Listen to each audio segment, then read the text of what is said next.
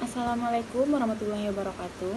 Perkenalkan, kami dari kelompok 2 akan membacakan hasil diskusi kami mengenai STP atau surat tagihan pajak. Baiklah, di sini saya akan memperkenalkan anggota kelompok kami, yaitu yang pertama saya sendiri, Chelsea Rahmi dengan NIM 182330017 sebagai moderator.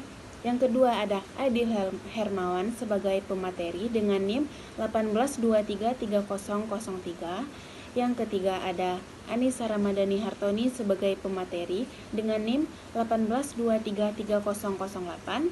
Dan yang keempat ada Fakli Rahmatul Hakimi sebagai pemateri dengan NIM 182330026. Baiklah, di sini kami akan membahas beberapa materi, yaitu yang pertama ada fungsi surat tagihan pajak, yang kedua ada penyebab dikeluarkannya surat tagihan pajak, yang ketiga ada sanksi pengeluaran surat tagihan pajak, yang keempat ada surat ketetapan pajak, dan yang kelima ada pembetulan surat ketetapan pajak beserta kasus-kasus yang akan kami bahas. Baiklah, materi pertama, fungsi surat tagihan pajak akan dibacakan oleh Aidil Hermawan.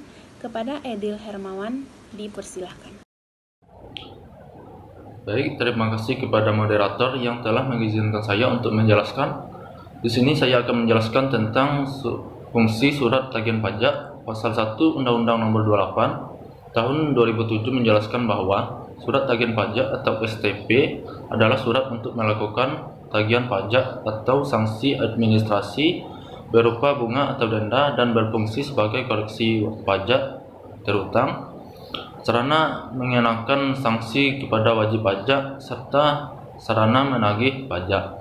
STP ini memiliki kekuatan hukum yang sama dengan surat ketetapan pajak. Fungsi surat tagihan pajak ada 3, yaitu 1. Sebagai koreksi atas jumlah pajak yang terutang menurut STP wajib pajak. 2. Sarana untuk mengenakan sanksi berupa bunga atau denda. 3. Sarana untuk menagih pajak. Sekian dari saya kembalikan ke moderator. Terima kasih kepada Aidil Hermawan yang telah membacakan materinya. Baiklah, materi selanjutnya mengenai penyebab dikeluarkannya surat tagihan pajak akan dibacakan oleh Fakli Rahmatul Hakimi. Kepada Fakli dipersilakan. Baiklah, terima kasih kepada moderator yang telah mengizinkan saya untuk menjelaskan penyebab dikeluarkan surat tagihan pajak. Sebab dikeluarkan surat tagihan pajak antara lain: yang pertama, pajak penghasilan atau yang disebut dengan PPh dalam tahun berjalan tidak atau kurang bayar. Yang kedua, wajib pajak dikenakan sanksi administrasi berupa denda atau bunga. Yang ketiga, berdasarkan hasil penelitian, surat pemberitahuan terdapat kekurangan pembayaran pajak sebagai akibat salah tulis atau salah hitung. Yang keempat, pengusaha yang dikenakan pajak sesuai ketentuan perpajakan Undang-Undang PPN tetapi tidak melaporkan kegiatan usahanya untuk dikukuhkan sebagai PKP. Yang kelima, pengusaha yang tidak dikukuhkan sebagai PKP tetapi membuat faktur pajak, atau pengusaha telah dikukuhkan sebagai PKP tetapi tidak membuat faktur pajak, atau membuat faktur pajak tetapi tidak tepat waktu atau tidak mengisi faktur pajak secara lengkap sebagai diatur dalam pasal 13 ayat 5 Undang-Undang PPN tahun 1984. Yang terakhir, pengusaha kena pajak gagal berproduksi dan telah memberikan pengembalian pajak masukan.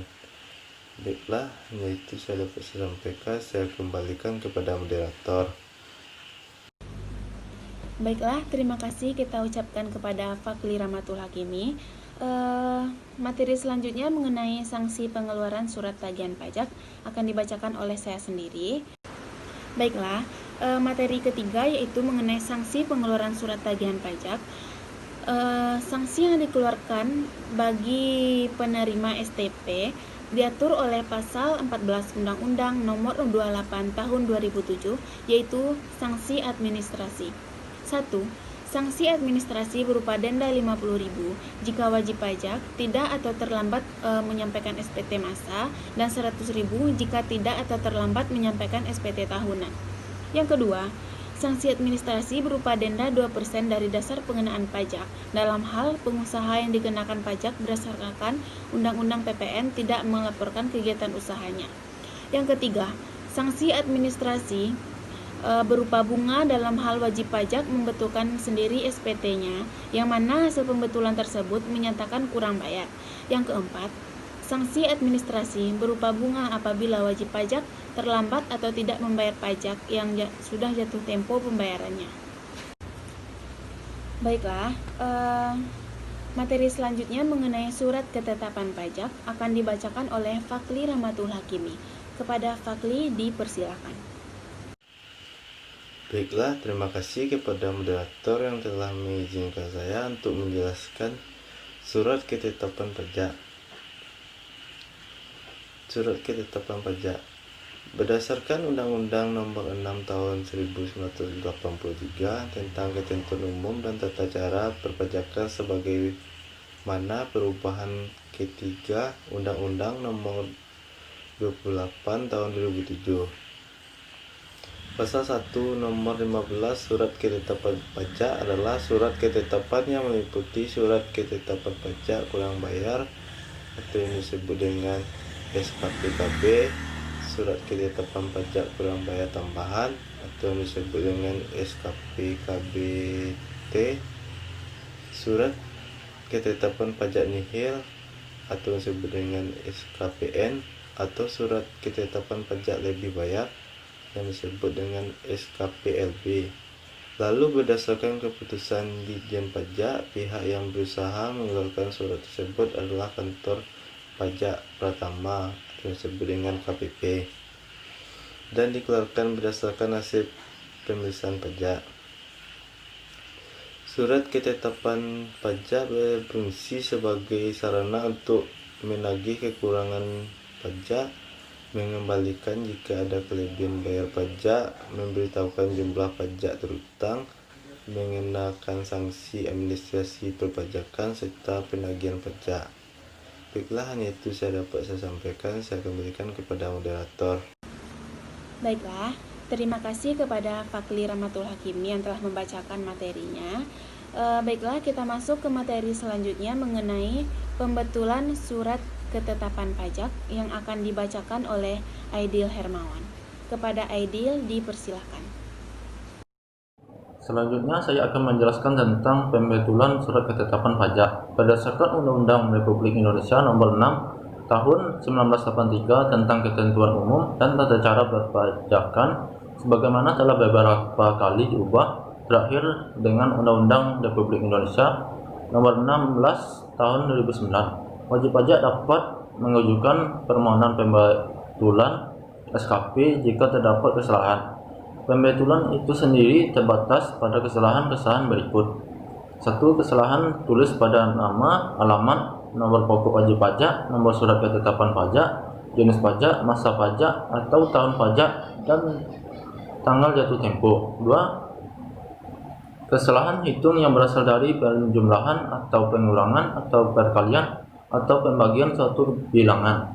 3. Kekeliruan dalam penerapan ketentuan tertentu dalam peraturan perundang-undangan perpajakan, yaitu kekeliruan dalam penerapan tarif, kekeliruan penerapan persentase, norma perhitungan penghasilan neto, kekeliruan penerapan sanksi administrasi, kekeliruan penghasilan tidak kena pajak, kekeliruan perhitungan pajak penghasilan dalam tahun berjalan, dan kekeliruan dalam pengkreditan pajak.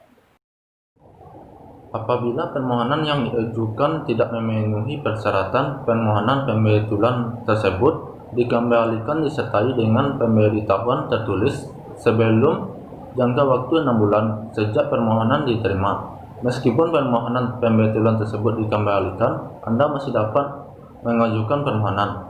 Selama proses penelitian permohonan pembetulan, Anda dapat dimintai data, informasi, atau keterangan yang diperlukan dalam jangka waktu paling lama 6 bulan sejak tanggal surat permohonan pembetulan diterima.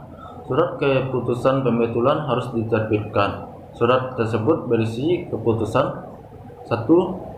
Mengabulkan permohonan wajib pajak dengan membetulkan kesalahan atau kekeliruan yang dapat berupa menambahkan, mengurangkan, atau menghapuskan jumlah pajak yang terutang.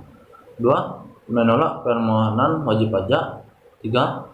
Apabila jangka waktu 6 bulan terlampau namun surat keputusan pembetulan belum diterbitkan atau permohonan pembetulan tidak dikembalikan, permohonan pembetulan tersebut dianggap dikabulkan dan surat keputusan pembetulan diterbitkan sesuai permohonan.